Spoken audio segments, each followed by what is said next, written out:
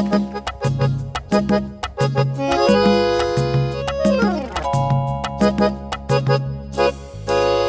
तेरा मस्ताना, प्यार मेरा दीवाना। रूप तेरा मस्ताना, प्यार मेरा दीवाना। भूल कोई हमसे ना हो जाए। रूप तेरा मस्ताना, प्यार मेरा दीवाना। भूल कोई हमसे ना हो जाए।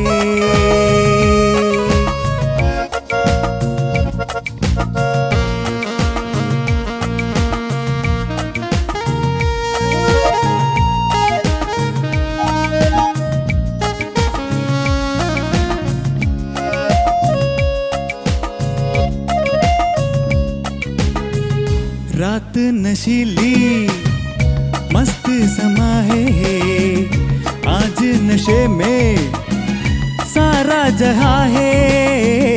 रात नशीली मस्त समा है, आज नशे में सारा जहां है।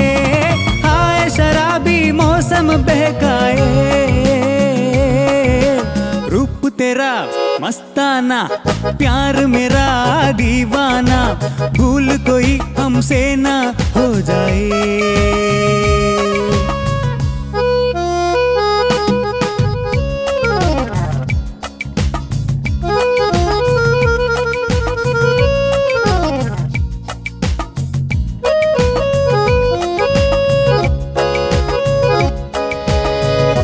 आंखों से आंखें मिलती है ऐसे, बेचैन होके तूफान जैसे।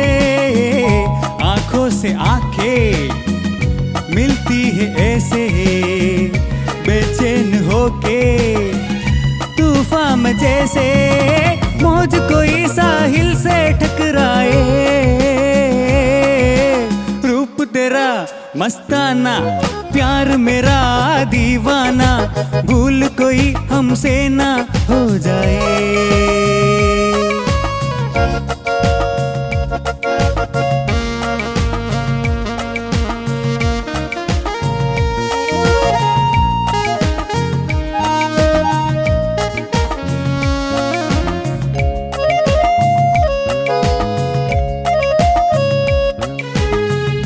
रोक रहा है हमको जमाना, दूर ही रहना, पास न आना।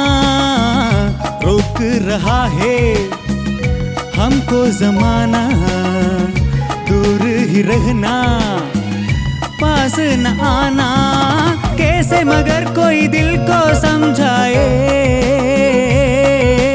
रूप तेरा मस्ताना, प्यार मेरा दीवाना।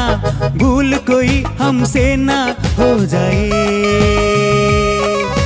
रूप तेरा मस्ताना, प्यार मेरा दीवाना। भूल कोई हमसे ना हो जाए।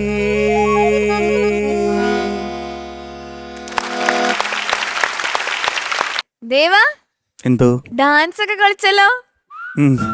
പറ, എങ്ങനെയുണ്ടായിരുന്നു എക്സ്പീരിയൻസ്? നല്ല ഫസ്റ്റ് എക്സ്പീരിയൻസ്. ടൈം ആണോ? First time. ഇതിനു മുമ്പ് ഗൗരി ചേച്ചിയോട് ഡിബറ്റ് കളിച്ചു. ചമ്മലുണ്ടായാ? ചമ്മലൊന്നും ഇല്ലായിരുന്നു, ചെയ്യാൻ പറ്റുന്ന അത്ര. ഓക്കെ, ചേച്ചിക്കാണോ ഫ്ലൈങ് കിസ് കൊടുത്തേ? അത് ശരിക്കും 3 ഉണ്ടായിരുന്നു, എനിക്ക് 2 കൊടുക്കാൻ പറ്റും. ചേച്ചി ഒരെണ്ണം മിസ്സായിണ്ട്. കൊടുത്തേക്കടാ. ഓ താങ്ക് യു. ഓക്കെ ചേച്ചി. ദേവാ, എന്താ ഒരു അത്ഭുതം തന്നെ ദേവ ഇങ്ങനെ പെർഫോം ചെയ്യുന്ന കാണാൻ. സൂപ്പർ ആയിരുന്നു. Thank you ma'am. ആ ഒരു ഒറ്റ കാര്യം അന്ന് പറഞ്ഞ് ചിരിക്കാൻ, അതിനുശേഷം ആള് മാറി കംപ്ലീറ്റ്ലി. നല്ല സ്റ്റൈലായിട്ടുണ്ട് കാണാൻ. ഫസ്റ്റ് ഓഫ് ഓൾ, ആരാ ഇതിന്റെ പിറകിൽ? ആരാണ് ഈ സ്റ്റൈലിങ്ങിന് പിറകിൽ? അച്ഛൻ, അമ്മ? അച്ഛനമ്മ എടുത്തു, ഞാൻ ഇട്ടു. അവരെടുത്തു തന്നു, ഞാൻ ഇട്ടു. അവര് പറയുന്നത് പോലെ ഞാൻ ചെയ്തു. ആണോ? അങ്ങനെയല്ല, അങ്ങനെയാണ്. അങ്ങനെ ആയിരിക്കണം. ഈ പാട്ടിന്റെ ക്രിയേറ്റേഴ്സ് ആരൊക്കെയാ? ആരാധന എന്ന് പറയുന്ന മൂവിയിലാണ് കിഷോർ കുമാർ സാറാണ് പാടിയത്. എസ് ഡി ബർമൻ സാറിന്റെ മ്യൂസിക് ആണ്. ആനന്ദ് ബക്ഷി സാറാണ് lyrics. Very good. Thank you. നല്ലൊരു എഫേർട്ട് തന്നെയാണ്. കിഷോർ ദാ പാടുമ്പോഴത്തേക്ക് അദ്ദേഹം ഒരു എക്സ്പ്രഷൻ കിങ് ആണ്. Full of expression. Roop Tera Mastana, ആ കുറേ എക്സ്പ്രഷൻസ് ഉണ്ട് അതില്. മോനു ഒട്ടുമിക്ക ഭാഗങ്ങളും ഭംഗിയായിട്ട് പാടി. Very nice. Thank you.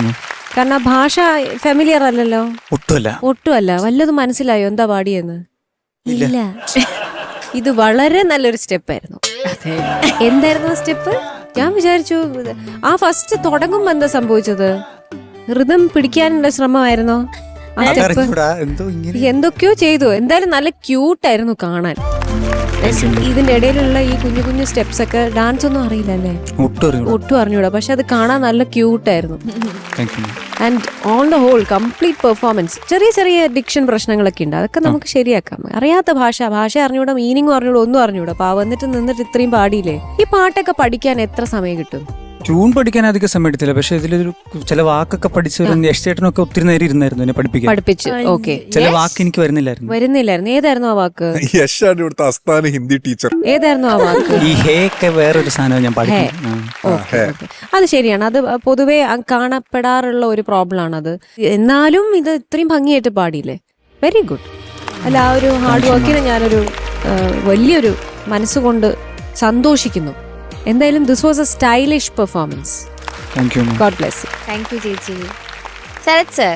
എടാ ചക്കരെ സർ, മനോഹരമായിട്ടുള്ള ഒരു പാട്ട്. നീ അങ്ങനെ കഷ്ടപ്പെട്ടെടുത്തോന്നൊന്നും പറയരുത്. എന്തൊരു ഹിറ്റാണെന്നറിയാം ഈ പാട്ട്. ആയിരുന്നു എന്നുള്ള ഇപ്പോഴും ഇത് ഏത് സ്റ്റേജിൽ പാടിയാലും ഒന്ന് കുലുങ്ങും കേട്ടോ. അത് കാര്യം അത്രയ്ക്ക് ഉരുഗ്രം കോമ്പസിഷനാണ്. കാര്യം എസ് ഡി ബർമൻ സാർ ആരാണ്? അദ്ദേഹമായിട്ട് ബന്ധമുള്ള വേറൊരാളും കൂടെ മ്യൂസിക് ഇൻഡസ്ട്രിയിലുണ്ട്, RD ബർമൻ. അതിന് ഇത്ര സംശയിക്കുന്ന എന്തിനാ? പറഞ്ഞോ. ഉഗ്രം ഒരു പാട്ട്. കിഷോർ ദാ പിന്നെ പറയേണ്ട കാര്യമല്ല. ഒരു നിവർത്തിയില്ലാത്ത മനുഷ്യന്, കാട്ടുപുലി. അല്ലാത്ത ഒരു ആ പവറും, അതൊരു നല്ല ഉഗ്രം പവറുമാണ്. അതുപോലെ സോഫ്റ്റ് ആയിട്ട് പാടി എത്രയോ പാട്ടുകളുണ്ട്. നന്നായിട്ട് പാടിയടാ കേട്ടോ. വേറെ ഒരു നീ പാടി ഹസ്കിയായിട്ട് തുടങ്ങിയത് ബ്യൂട്ടിഫുൾ ആയിരുന്നു. Thank you sir. സൂപ്പർ ആയിരുന്നു. പക്ഷെ ഞാൻ രസിച്ചു. Thank you sir. Thank you Sarath sir. Shanikka. Deva, എന്തോ ഒരു കാര്യം പറയാം. ഇങ്ങനൊരു പെർഫോമൻസ് എന്തായാലും ദേവസൂര്യയുടെ അടുത്ത് ഞാൻ എക്സ്പെക്ട് ചെയ്തിട്ടില്ല. It was good. Thank you sir.